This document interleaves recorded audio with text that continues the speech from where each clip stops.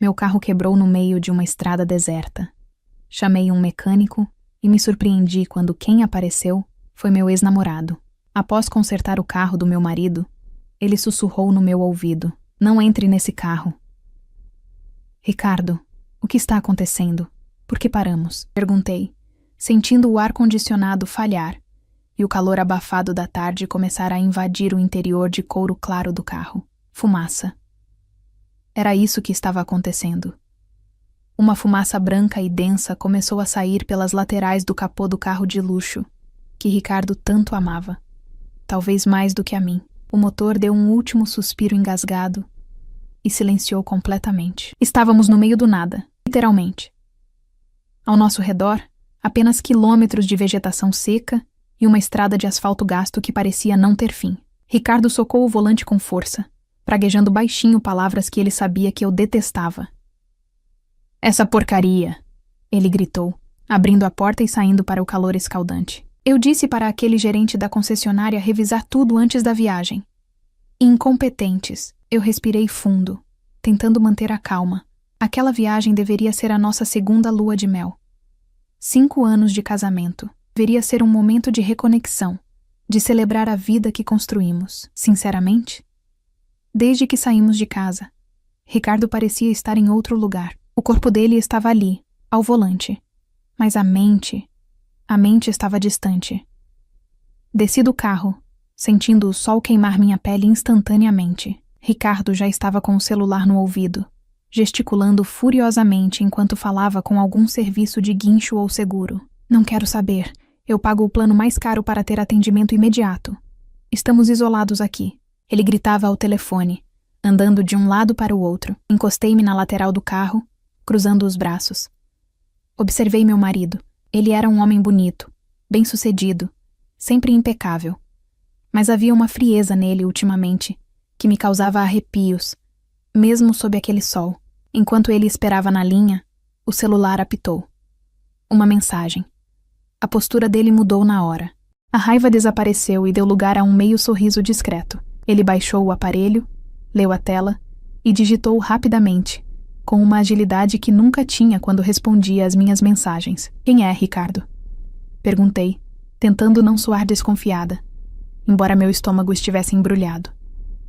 Ele bloqueou a tela rapidamente e a colocou no bolso, voltando a fechar a cara. "Ninguém, Melissa. É do escritório. Problemas com um contrato que ficou pendente. Eles não me dão paz nem no nosso aniversário." "No escritório? No sábado à tarde? E essa mensagem te fez sorrir?" "Eu não estava sorrindo, Melissa. É impressão sua.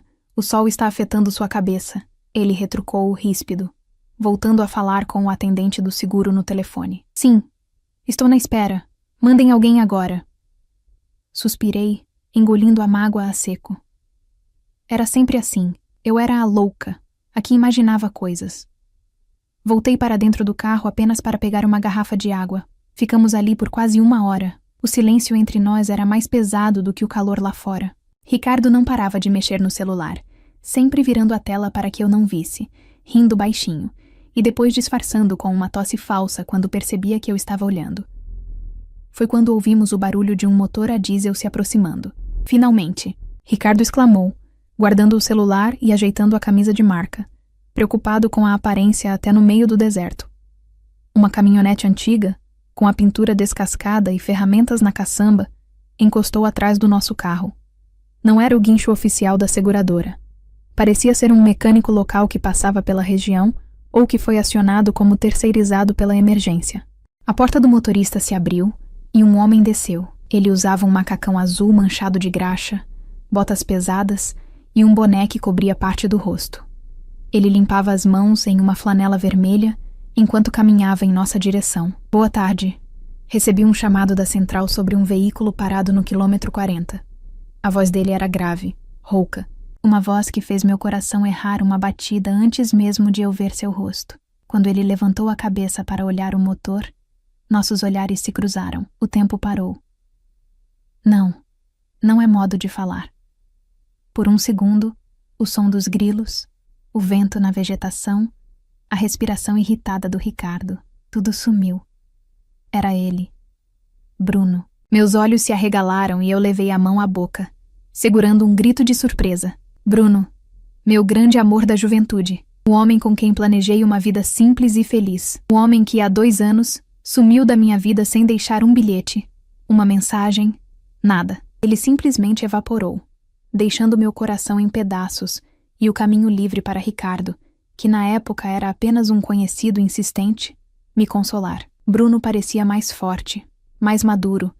A barba estava por fazer e havia uma cicatriz pequena perto da sobrancelha que ele não tinha antes, mas eram os mesmos olhos castanhos profundos que costumavam me olhar com tanto carinho.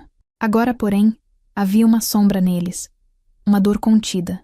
Bruno, sussurrei, tão baixo que só eu escutei. Ele travou por um instante ao me ver. Vi a maçã do rosto dele contrair. Ele engoliu em seco, desviou o olhar de mim rapidamente e focou em Ricardo. O senhor é o proprietário?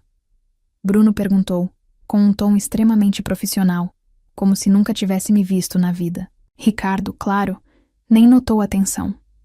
Para ele, Bruno era apenas um prestador de serviço sujo de graxa. Sou eu. E já era hora. Esse carro simplesmente morreu. Eu exijo que você conserte isso rápido. Temos uma reserva em um hotel de luxo e estamos atrasados. Vou dar uma olhada, senhor, disse Bruno pegando a caixa de ferramentas. Ele passou por mim para chegar ao capô. Senti o cheiro dele. Uma mistura de óleo de motor, sabonete simples e aquele cheiro natural que eu nunca esqueci. Ele não me olhou, mas senti a energia dele vibrar ao meu lado.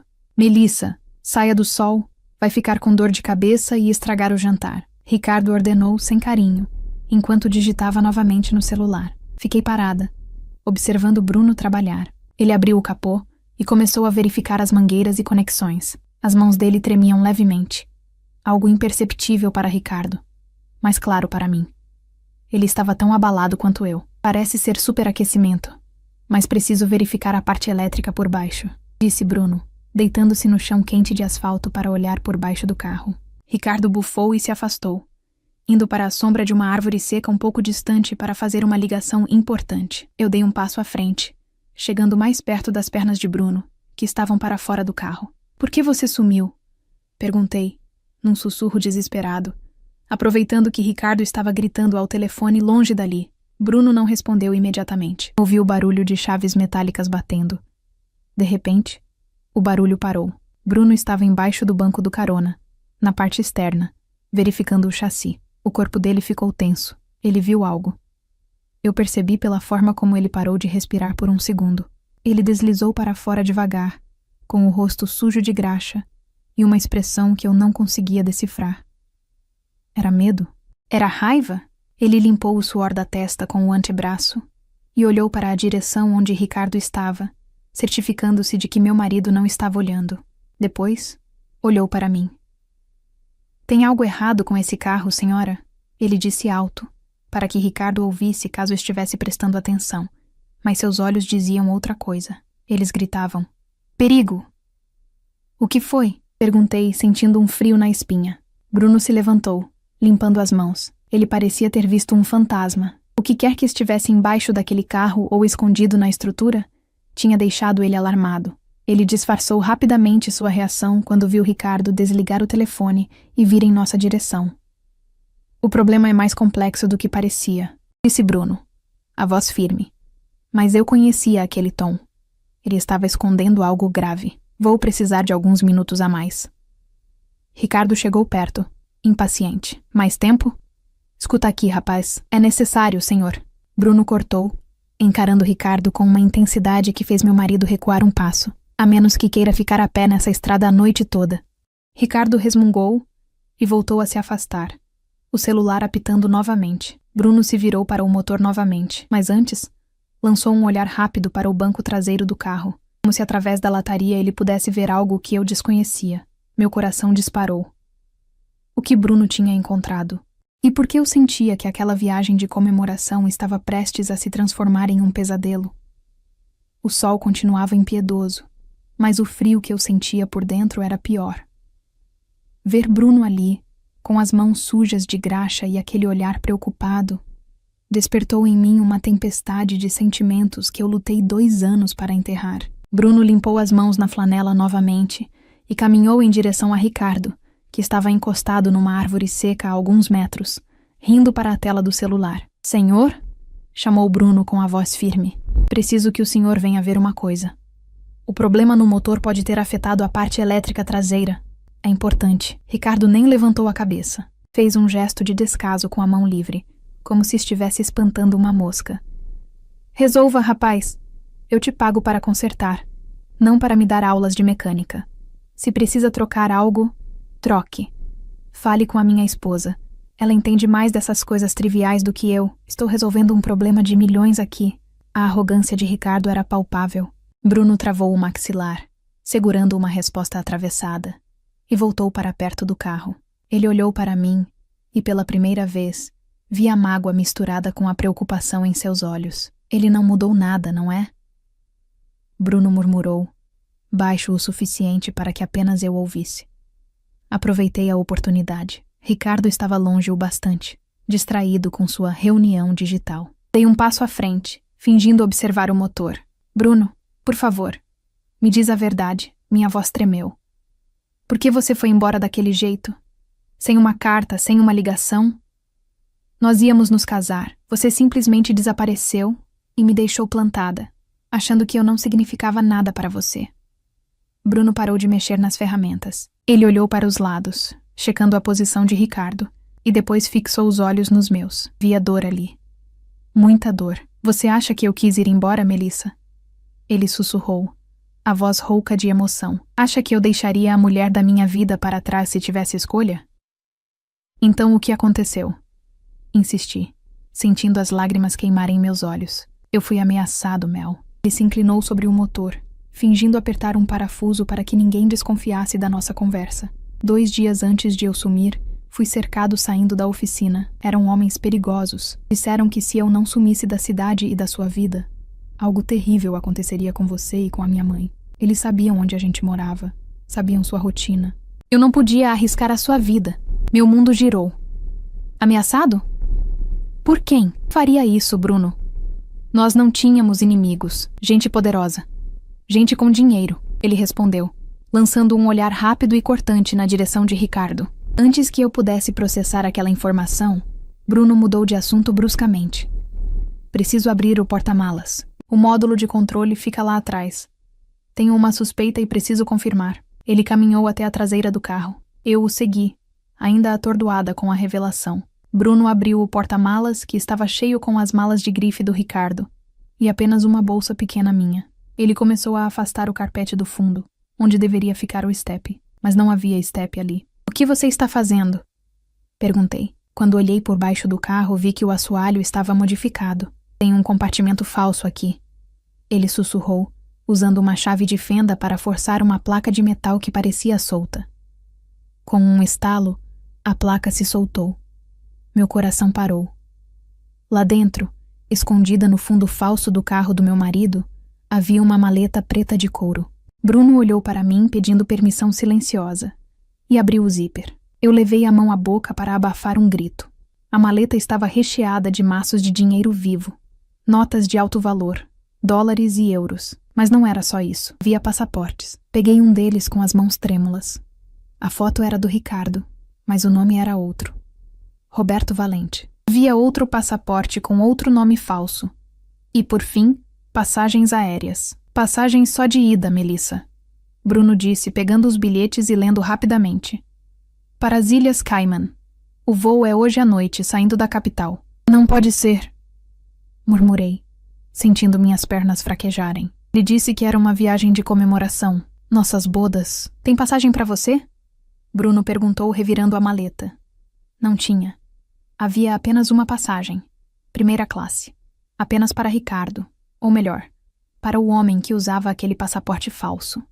Nesse momento, o toque do celular de Ricardo soou alto no silêncio da estrada, fazendo nós dois pularmos. Bruno fechou a maleta rapidamente e recolocou o carpete no lugar, escondendo tudo. Ricardo atendeu o telefone e começou a caminhar em nossa direção, falando alto e agitado. Sim, meu amor, já está tudo certo. O idiota do mecânico já deve ter terminado. Não, ela não desconfia de nada. A tonta acha que vamos para um resort. Ricardo riu, uma risada cruel que eu nunca tinha ouvido. Escuta, os documentos dela eu já resolvi. A procuração que ela assinou sem ler me deu acesso a tudo. As contas já estão zeradas. Hoje à noite eu sumo daqui e te encontro no aeroporto. Eu congelei. Ele estava a poucos metros. Bruno se colocou na minha frente, fingindo limpar o vidro traseiro, bloqueando a visão que Ricardo teria do meu rosto pálido e aterrorizado. Ricardo passou por nós, ainda ao telefone, sem nem olhar na nossa cara. Sim, vou deixar ela no hotel e dizer que vou comprar remédio.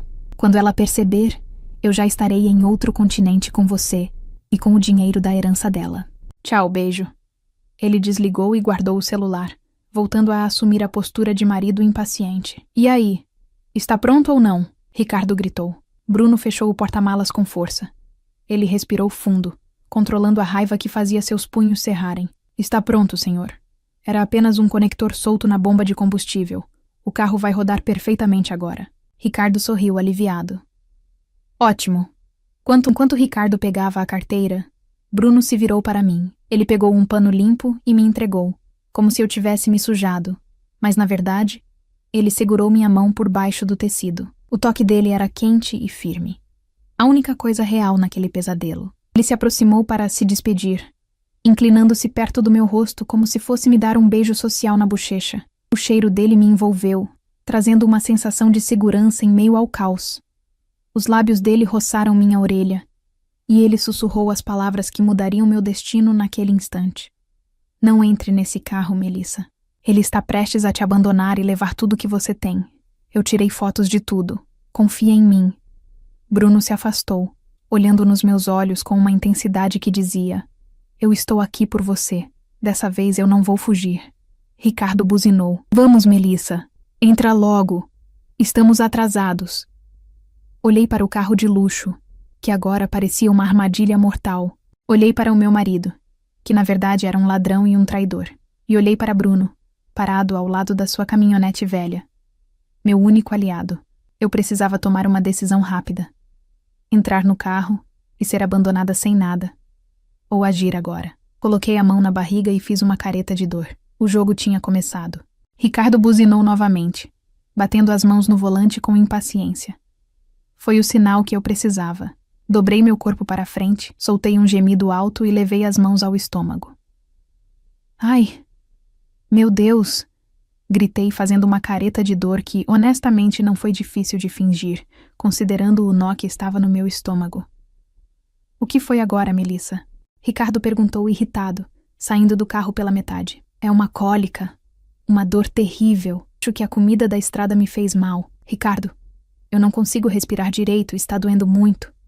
Dramatizei, apoiando-me na lataria quente do carro. Ricardo bufou, passando a mão pelos cabelos perfeitamente penteados. Eu via a engrenagem da mente dele girando. Ele tinha um voo para pegar, uma amante para encontrar e uma fuga para executar. Eu, ali doente, era um obstáculo, mas também era a desculpa perfeita para se livrar de mim sem levantar suspeitas. Entra no carro. Vou te levar no posto de saúde da próxima cidade. É no caminho, disse ele, ríspido, sem nem me ajudar a caminhar. Entrei no carro. A viagem de 20 minutos até a pequena cidade vizinha foi silenciosa. Eu gemia de vez em quando para manter o teatro, enquanto observava Ricardo checar o relógio a cada 30 segundos. Ele estava ansioso. Assim que paramos na frente de uma pequena clínica particular de urgência, Ricardo mal esperou eu tirar o cinto. Vai lá, faz a ficha. Eu preciso ir até o hotel fazer o check-in e deixar as malas. Eles são rigorosos com o horário. Vou deixar você aqui sendo atendida e volto para te buscar assim que estiver medicada. Era a mentira mais deslavada do mundo. Ele nunca voltaria. Tudo bem, amor, disse eu com a voz fraca, segurando a vontade de vomitar de nojo. Vai lá. Eu te espero. Desci do carro. Ricardo nem olhou para trás. Acelerou cantando pneus, ansioso para sua nova vida. Assim que o carro dele virou a esquina e sumiu na estrada, minha postura mudou. A dor física desapareceu, dando lugar a uma adrenalina fria e calculista. Entrei na clínica apenas para usar o banheiro e lavar o rosto. Peguei meu celular e liguei para o único número que importava agora. Bruno, falei assim que ele atendeu. Estou a 2 quarteirões da clínica, respondeu ele ofegante. Eu segui vocês. Vi quando ele te deixou. Você está bem? Ele te machucou? Estou bem. Ele foi embora, Bruno. Ele acha que vai fugir. Você tirou as fotos? Tirei. Tenho fotos dos passaportes falsos, do dinheiro e das passagens. Estou indo te encontrar na recepção agora. 5 minutos depois, Bruno entrou na clínica. Ele ainda estava com o macacão de mecânico, mas para mim, parecia um cavaleiro de armadura. Sentamos em um banco afastado na sala de espera vazia. Ele me entregou o celular dele com as imagens. Lá estava. A prova do crime. Passaportes em nome de Roberto Valente. Maços de notas que deveriam ser nossas economias de vida. E uma passagem para Paris, com conexão para as Ilhas Cayman. Melissa, Bruno segurou minha mão. E dessa vez não havia pressa. Preciso te contar o resto. Há 2 anos, quando fui ameaçado, foi ele. Eu olhei para Bruno, sentindo as lágrimas voltarem. O Ricardo? Sim, ele me procurou na oficina. Ele não era seu namorado ainda. Era só aquele amigo rico que vivia te cercando. Ele disse que tinha investigado minha vida. Ameaçou inventar crimes, colocar drogas no meu armário. Disse que tinha contatos na polícia e que eu apodreceria na cadeia se não me afastasse de você. Ele disse que você merecia alguém do nível dele, não um mecânico sujo de graxa. Eu tive medo, Mel. Não por mim, mas porque minha mãe estava doente na época e eu não podia ser preso. Fui covarde. Você não foi covarde, Bruno. Você foi vítima. Apertei a mão dele. Mas agora chega de sermos vítimas. Peguei meu celular e abri o aplicativo do banco. Minhas mãos tremiam tanto que errei a senha 2 vezes. Quando finalmente entrei, o choque foi físico, como um soco no peito. Saldo: R$0. Investimentos: resgatados. Poupança: zerada. Ele tinha limpado tudo. A herança que meus pais deixaram, o dinheiro da venda do meu apartamento de solteira, tudo o que construímos juntos. Ele tinha transferido tudo naquela manhã, enquanto eu dormia no hotel anterior. Ele levou tudo, Bruno. Sussurrei, sentindo o pânico subir pela garganta. Estou arruinada. Não está, disse Bruno com firmeza, pegando o celular da minha mão. Veja o horário das transferências. Foi hoje cedo. Transferências internacionais desse valor demoram para compensar. Ou precisam de validação se houver suspeita de fraude. Ainda temos tempo. Ligue para o banco agora. Diga que foi um sequestro relâmpago. Diga que clonaram seu acesso. Bloqueie tudo. Corri para o balcão da clínica e pedi um telefone fixo emprestado, pois o sinal do meu celular estava oscilando. Liguei para a central de segurança do banco. Minha voz, agora carregada de um desespero real, foi convincente. Fui roubada. Meu marido pegou minha senha sob coação. Bloqueiem as contas, por favor, ou vou processar o banco por falta de segurança. Gritei ao telefone. Enquanto eu lidava com o banco, Bruno ligou para um amigo que trabalhava na polícia rodoviária da região, adiantando a denúncia de estelionato e apropriação indébita, enviando as fotos dos passaportes falsos como prova de risco de fuga. Foi uma corrida contra o tempo. Cada minuto que passava era 1 minuto mais perto do voo do Ricardo. Horas depois, a centenas de quilômetros dali, no aeroporto internacional, Ricardo caminhava pelo saguão com um sorriso triunfante. Ele empurrava o carrinho com as malas, sentindo-se o rei do mundo. Ao lado dele, uma mulher loira, alta e jovem, ria de algo que ele dizia. Era a amante, a mulher para quem ele prometeu o mundo com o meu dinheiro. Amor, vamos passar no duty free antes. Quero comprar aquele perfume, pediu ela. Compre o que quiser, querida. O céu é o limite hoje, respondeu Ricardo arrogante. Eles entraram na loja de luxo. A mulher escolheu perfumes, óculos e uma bolsa cara. Ricardo, cheio de pose, sacou o cartão de crédito Black que estava vinculado à nossa conta conjunta. Aquela que ele achava que já tinha esvaziado para uma conta segura no exterior. Pode passar, disse ele ao vendedor, nem olhando para o valor. O vendedor inseriu o cartão. Ricardo digitou a senha, sorrindo para a amante. Um bip sonoro e chato ecoou. Senha inválida ou transação não autorizada, disse o vendedor constrangido. Impossível. Tente de novo, ordenou Ricardo, o sorriso vacilando. Ele tentou de novo. Negado. Ricardo, suando frio, pegou outro cartão. Negado. Deve ser o sistema do banco. Ele disse nervoso, pegando o celular para fazer uma transferência via aplicativo para a conta da loja. Ao abrir o aplicativo, a mensagem na tela não era de saldo. Era um aviso em letras vermelhas garrafais. Acesso bloqueado por suspeita de fraude. Compareça à sua agência. O quê? Ricardo gritou, atraindo olhares. Ele tentou acessar a conta no exterior para onde tinha enviado o dinheiro. Transferência estornada. Origem dos fundos contestada. Não, não, não! Ele começou a tremer. A amante olhou para ele, confusa e irritada. Ricardo, o que está acontecendo?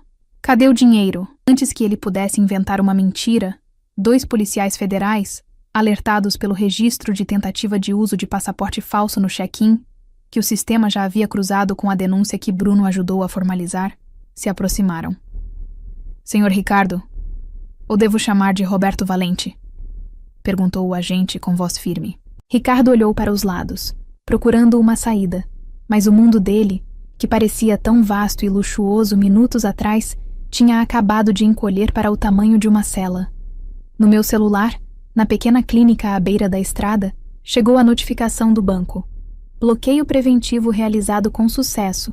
Valores retidos. Olhei para Bruno. E pela primeira vez em 2 anos, senti que podia respirar de verdade. Pegamos ele. Eu disse, deixando as lágrimas caírem, mas agora eram lágrimas de alívio. Bruno sorriu e me abraçou. Acabou, Mel. Ele não vai levar nada. Os dias que se seguiram à prisão de Ricardo no aeroporto foram um turbilhão de emoções, burocracia e, surpreendentemente, descobertas dolorosas que serviram para curar minha alma. Eu não fui apenas ao aeroporto ver o desfecho. Fui direto para a delegacia prestar depoimento, acompanhada por Bruno, que não soltou minha mão em nenhum momento. Enquanto os advogados e a polícia vasculhavam a vida digital e financeira de Ricardo, uma verdade ainda mais sombria veio à tona. Eu não era a única, nem a primeira. Fui chamada à sala do delegado alguns dias depois. Lá dentro, sentada com uma postura rígida e olhos cansados, estava outra mulher. Ela parecia ter a minha idade, mas o rosto carregava marcas de anos de sofrimento. Melissa, esta é Carla, apresentou o delegado. Ela foi casada com o Ricardo há 6 anos. Carla levantou o olhar e vi ali o reflexo da minha própria dor. Conversamos por horas. Ela me contou como o Ricardo, usando outro nome e outra história de vida, a seduziu, casou-se com ela e meses depois desapareceu levando todo o dinheiro da venda da casa dos pais dela. Ela ficou arruinada, sem chão, acreditando que tinha sido abandonada por falta de amor, quando, na verdade, tinha sido vítima de um golpe frio e calculado. Eu passei anos achando que o problema era eu, disse Carla, segurando uma xícara de café com as mãos trêmulas. Ele me fez sentir que eu não era suficiente. Saber que ele fez o mesmo com você, sinto muito, Melissa. Mas também sinto um alívio. Não somos culpadas de nada. Ele é um predador. Aquela conversa tirou um peso enorme das minhas costas. A sensação de rejeição que Ricardo tentou plantar em mim durante a viagem, as mensagens escondidas, o desprezo, tudo era parte do teatro dele. Não era sobre mim. Era sobre a ganância dele. O processo foi rápido, graças às provas contundentes que Bruno resgatou do fundo falso daquele carro e aos bloqueios bancários que fizemos a tempo. Ricardo tentou de tudo. Alegou insanidade, tentou culpar a amante, que também o processou assim que descobriu que ele era falido. Mas a justiça foi implacável. Ele foi condenado por fraude, estelionato e falsidade ideológica. Todos os bens que ele tentou esconder foram rastreados e bloqueados. A lei determinou que cada centavo fosse devolvido às vítimas. Eu recuperei minha herança integralmente. E, em um ato de justiça divina, parte dos bens que ele ainda tinha em nome de Laranjas foi liquidada para ressarcir Carla, que finalmente pôde recomeçar a vida com dignidade. Consegui a anulação do meu casamento em tempo recorde. Para a lei, aquela união baseada em mentiras nunca existiu de verdade. E para o meu coração, ela já tinha acabado no momento em que vi aquele carro quebrar na estrada. Mas o verdadeiro recomeço não foi financeiro. Foi emocional. Semanas depois de toda a poeira baixar, eu estava na oficina de Bruno. Ele estava consertando um trator antigo, concentrado, com aquela mesma expressão séria que eu amava. Fiquei observando-o da porta por alguns minutos. Aquele homem simples, que não precisava de ternos caros, ou carros de luxo para ser alguém de valor, tinha me salvado de todas as formas possíveis. Bruno? Chamei. Ele se virou, limpando as mãos no macacão, e sorriu. Aquele sorriso genuíno que iluminava o ambiente. Oi, Mel. Notícias do advogado? Tudo resolvido. Sou uma mulher livre e com meu nome limpo novamente. Respondi, entrando na oficina. Mas não vim falar de advogados. Vim falar de nós. Bruno baixou o olhar, ficando sério de repente. Mel, sobre o que eu disse na estrada, sobre eu ter ido embora há 2 anos. Eu preciso que você saiba que eu nunca deixei de pensar em você. Nem por um dia. Eu trabalhava dia e noite tentando juntar dinheiro, pensando que talvez um dia eu pudesse voltar e te proteger de longe. Mas eu fui fraco. Eu devia ter enfrentado ele. Eu devia ter lutado por você na época. Me aproximei e coloquei as mãos no rosto dele, sentindo a barba por fazer roçar na minha pele. Você não foi fraco, Bruno. Você tentou proteger sua mãe e a mim. Aquele homem era perigoso e manipulador. Mas o destino... o destino é curioso. Ele precisou quebrar meu carro no meio do nada, sob um sol de 40 graus, só para colocar você na minha frente de novo. Eu nunca mais vou sair do seu lado, Melissa. Nunca mais. Ele disse com a voz embargada. Eu te amo. Sempre amei. Eu também te amo, Bruno. E não quero perder mais nenhum segundo. Beijá-lo ali, com cheiro de óleo e graxa ao redor, foi melhor do que qualquer jantar romântico em Paris que Ricardo tivesse prometido falsamente. Era real. Era sólido. 1 ano se passou. O sol estava se pondo, tingindo o céu de laranja e roxo, exatamente como naquela tarde fatídica. Mas agora, o cenário era diferente. Não havia um carro quebrado soltando fumaça, nem gritos de raiva, nem medo. Havia flores, muitas flores do campo decorando um arco de madeira simples montado à beira daquela mesma estrada deserta. Optamos por fazer nossa cerimônia ali. Alguns acharam loucura casar no lugar onde fui traída e quase perdi tudo. Mas para mim e para Bruno, fazia todo o sentido. Foi ali que a mentira acabou e a verdade recomeçou. Foi naquele quilômetro esquecido de asfalto que a vida me deu uma segunda chance. A cerimônia foi simples. Apenas nossos familiares mais próximos, a mãe de Bruno, agora recuperada e radiante na primeira fila, e Carla, que se tornou uma das minhas melhores amigas. Eu usava um vestido leve, branco, e meus pés estavam descalços na terra morna. Bruno estava lindo com uma camisa de linho e calça bege, os olhos brilhando de lágrimas. Quando o juiz de paz perguntou se aceitávamos um ao outro, um vento suave soprou, balançando as fitas da decoração. Eu aceito, disse Bruno, segurando minhas mãos com firmeza. Aceito ser seu parceiro, seu amigo e seu amor, na estrada boa e na estrada ruim. Eu aceito, respondi, sentindo meu coração transbordar de uma paz que eu não sentia há anos. Não houve necessidade de votos complexos ou festas milionárias. A maior riqueza estava ali. A lealdade. Enquanto os convidados jogavam pétalas de rosas sobre nós, olhei para o horizonte daquela estrada infinita. Um dia, ela foi o cenário do meu maior desespero. Hoje, ela era o caminho para o meu futuro. Ricardo estava pagando pelo que fez, sozinho e esquecido em uma cela fria. Eu estava livre, amada e inteira. Entramos na caminhonete velha de Bruno, que agora estava decorada com uma placa de recém-casados, pintada à mão. Ele ligou o motor, aquele barulho familiar e seguro, e segurou minha mão sobre o câmbio. Pronta para a viagem, senhora Melissa? Ele perguntou sorrindo. Pronta, meu amor. Contanto que seja com você, qualquer caminho serve. E assim, deixamos o passado para trás na poeira da estrada, dirigindo em direção a um pôr do sol que, dessa vez, prometia apenas dias felizes.